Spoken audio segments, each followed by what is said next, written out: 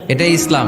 অসুস্থ আপনি যদি শুধু দোয়া চান সুস্থ হবেন, চিকিৎসা করা সুন্নাহ। যেই রোগ হয়েছে ওই রোগের চিকিৎসা নেওয়া কি সুন্নাহ। আল্লাহর হাবিব অসুস্থ হলে চিকিৎসা নিতেন।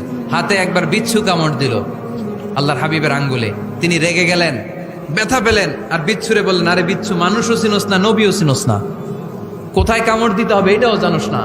কিন্তু কামড় যখন দিয়ে ফেলছে বিশ্বনবী ব্যথা পাচ্ছেন। বিশ্বনবী সূরা ইখলাস পড়ে ফাতিহা পড়ে ফু দিতে লাগলেন, আর আম্মাজান আয়েশাকে বললেন লবণের পানি গরম দিয়ে ঢালতে থাকো। আম্মাজান আয়েশা লবণের পানি আনলেন। লবণের গরম পানির ভেতরে সোডিয়াম ক্লোরাইড আছে, ন্যাচারাল পেইন কিলার, ব্যথা নাশ করে। আম্মাজান আয়েশা গড়গড় করে লবণের পানি ঢালতে লাগলেন, আল্লাহর হাবিব কোরআন পড়ে ফু দিতে লাগলেন। পানি ঢালা শেষ, গড়গড় করে লবণের পানি ঢালা শেষ, বিশ্বনবীর দোয়া পড়া শেষ, এর মধ্যে আঙ্গুলের ব্যথাও শেষ। কারণ দুইটার সমন্বয় হয়েছে, দোয়াও আছে দাওয়াও। এক যুবক হুজুরের কাছে দোয়া চাইছে, হুজুর দোয়া করেন আল্লাহ যেন আমার একটা ছেলে দেয়।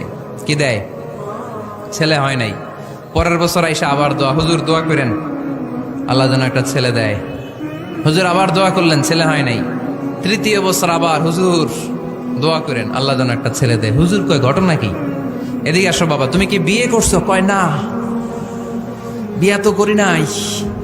তো বিয়া না করলে তোর ছেলে হবে কেমনে? আগে তো বিয়ের পর্বটা সার বাবা, তারপরে না আল্লাহ তোকে সন্তান দেবে, ঠিক কিনা? এজন্য দোয়ার সাথে দাওয়ার দরকার আছে না নাই?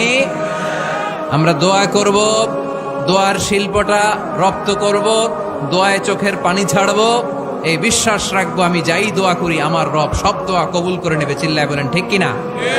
আর এই দোয়াটা চাইবো একজনের কাছে, তিনি কে?